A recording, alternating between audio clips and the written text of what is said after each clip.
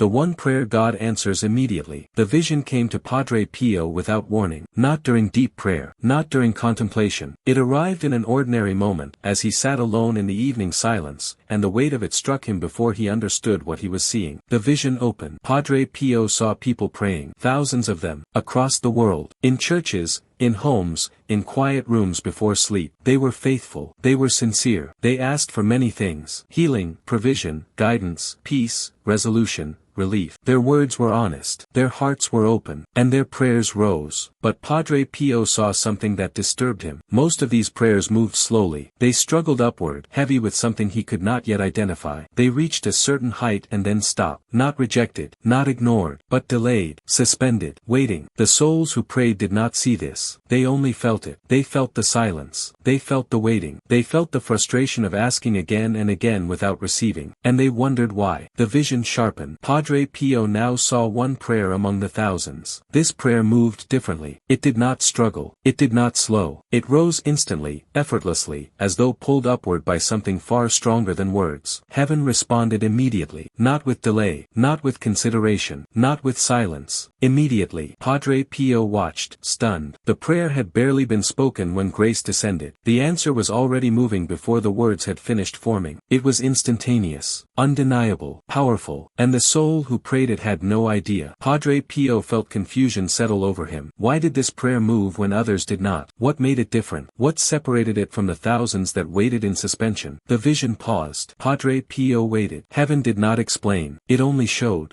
He saw the soul who had prayed that instant prayer. A woman, older, tired. She had been praying for years about her own struggles, her health, her finances, her loneliness. She prayed faithfully, she believed deeply, but her prayers felt unanswered. And then one evening, something shifted. She thought of someone else, not herself, a neighbor, a person she barely knew, someone struggling far worse than she was. And without thinking, without planning, she whispered a few quiet words. Help them, not me, help them. That was all. And heaven erupted. Padre Pio watched angels move instantly. Grace poured out toward the person she had named. The response was immediate, total, unstoppable. The woman did not see this. She did not feel anything unusual. She thought nothing of the prayer. It had been small, simple, barely a thought, but heaven had treated it as the most important request of the day. Padre Pio did not understand yet, but he felt the weight of what he was seeing. The vision widened. He saw more prayers like this, scattered across the world, rare, brief, almost invisible among the thousands of other requests, but every single one of them received the same response. Instant, total, unstoppable. These prayers did not wait. They did not struggle. They bypassed every delay, every block, every suspension. They moved as though nothing could stop them. And the people who prayed them had no idea what they had done. Nothing moved for a long moment. Then the vision shifted again. Padre Pio now saw the prayers that waited, the ones suspended in silence. He looked closer at them. What made them different? Why did they struggle when the others flew? He saw a man praying for his health. The prayer was sincere. The man believed. He asked humbly. He did not demand. He simply asked. But the prayer moved slowly. It reached a certain height and stopped. Padre Pio saw why, but not with words. He simply saw. The prayer was focused entirely inward. It asked for relief from personal suffering. It sought comfort. It wanted peace. There was nothing wrong with this. The request was legitimate, but the prayer carried weight. The weight of wanting something for oneself. The weight of personal need. And that weight slowed it. Padre Pio saw another prayer. A mother asking for her child's healing. This prayer moved faster than the man's. It was not entirely focused inward. It was love. But even here, there was attachment. The mother's request carried fear. It carried desperation. It carried the need to control the outcome. And that need created resistance. The prayer moved, but slowly. It would be answered, but not immediately. Heaven waited for something. Padre Pio did not yet know what. Then he saw another prayer, different from all the others. A father kneeling. His own life was falling apart. His health failing. His work unstable. His family struggling. He had every reason to pray for himself. But instead, he prayed for his enemy, the man who had wronged him, the person who had caused him pain, the one he had every right to resent. Bless him, heal him, help him. The prayer had barely formed when heaven moved. Instantly, Padre Pio watched grace flood toward the enemy. But something else happened too. Grace returned to the father, not because he asked for it, but because his prayer had opened something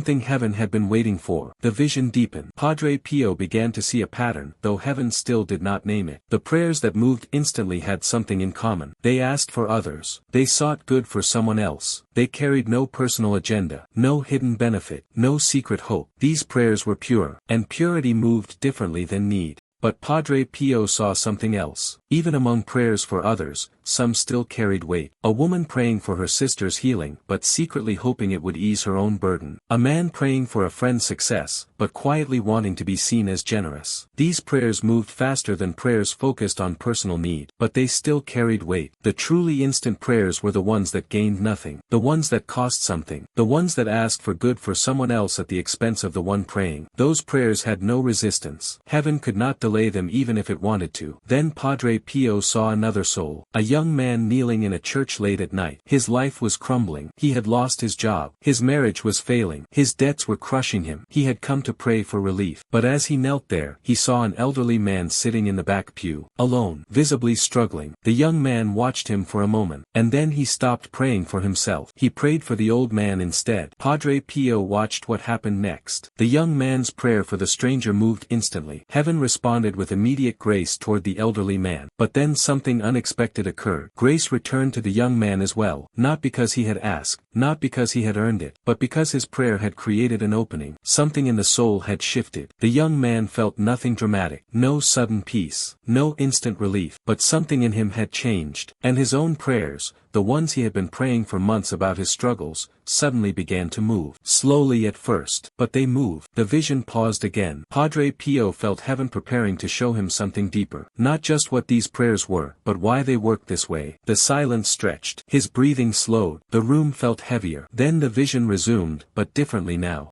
Padre Pio watched the spiritual realm respond to different prayers. He saw that heaven does not delay prayers arbitrarily. Heaven does not ignore requests based on favoritism. Heaven does not punish prayers focused on personal need. But heaven must work with what is given. A prayer focused on personal need must pass through layers of complication. It has fears, attachments, hidden motives, unresolved wounds. These things create resistance, not because they are evil, but because they are tangled. Heaven must untangle them before the answer can flow freely. That takes time, but a prayer that releases personal need bypasses all of that. It moves through nothing. It carries no baggage. It has no hidden complications. It is simple, direct, pure, and purity moves at the speed of grace. Padre Pio saw now what heaven had been showing him patiently all along. These instant prayers shared one thing. They forgot the self completely. Not as discipline, not as performance, but as natural movement. The soul turned fully and completely toward another, and in that turning, released its own grip entirely. That release created instant flow. He saw another example. A woman lying in a hospital bed, dying. She had been praying for healing for months. Her prayers were sincere. Her faith was real. But her prayers moved slowly, tangled with fear and desperation and the need to control her fate. Then one night, as she lay awake in pain, she thought of the nurse who had been caring for her. The woman barely knew her, but she had seen exhaustion in the nurse's eyes. She had heard her mention struggles at home, and the dying woman prayed for the nurse. Not for herself, not for her own healing, just for the nurse. Padre Pio watched heaven respond instantly. Grace poured out toward the nurse in ways the dying woman would never see. But something else happened.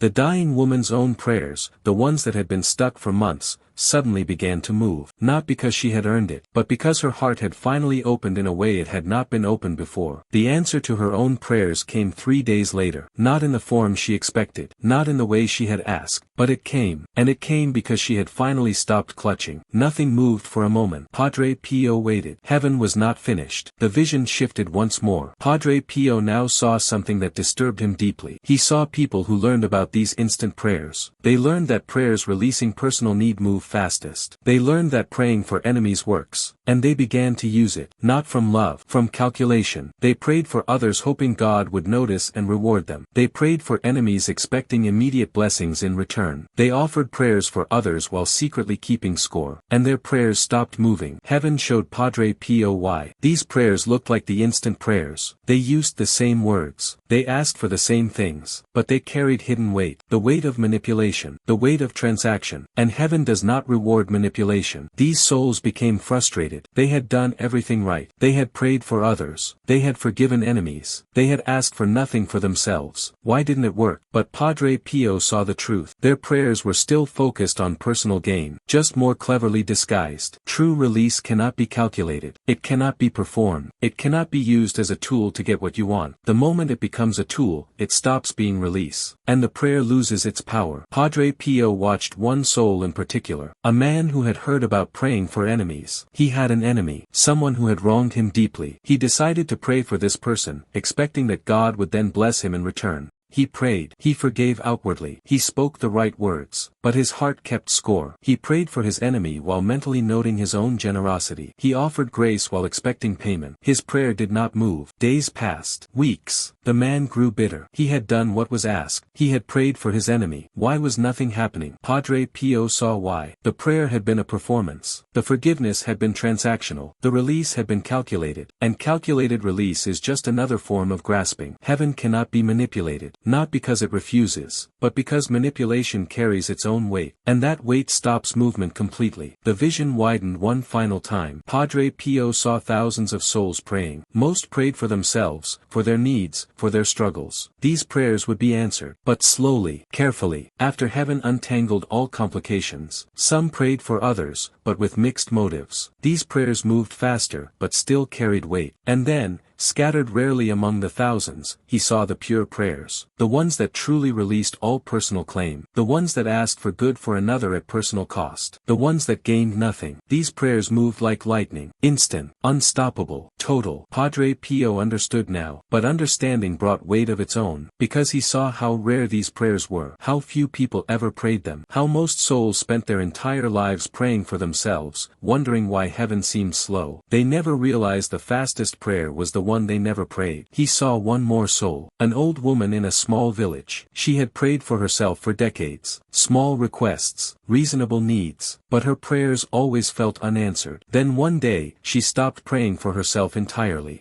She began praying only for others, her neighbors, strangers she passed in the street, people she heard about in passing. She asked for nothing for herself. She expected nothing in return. She simply prayed, and Padre Pio watched as heaven responded to every single one of her prayers. Instantly, completely, without delay. The woman never knew. She never saw the grace that poured out because of her. She never received confirmation. She never felt special. She simply prayed, and heaven moved. And because she expected nothing for herself, she never noticed that her own life had quietly transformed. Her needs were met without her asking. Her struggles resolved without her pleading. Grace flowed toward her effortlessly. The prayers she had prayed for others returned to her in ways she could not trace. Not because she asked, but because release creates openings that grasping seals shut completely. The vision began to fade. Padre Pio remained still. He would never teach this as a technique. He would never tell souls to pray for others as a strategy to get faster answers. That would poison the very thing that made it work. But he would suggest something quietly to those who complained that prayer felt powerless. Try praying for someone else, not to get something in return, not to prove your generosity, not to earn God's favor. Just pray for them, and expect nothing for yourself, and see what heaven does. He sat in silence long after the vision ended. The room felt different now, not heavier, not lighter, just completely clear. He saw now why most prayers wait, not because God is slow, not because God is testing patience, but because most prayers are complicated by personal need, and complication takes time to resolve. But the prayer that releases all personal claim has no complication. It moves instantly, because nothing stands in its way. The truth remained with him, not as comfort, but as challenge. Heaven answers every sincere prayer.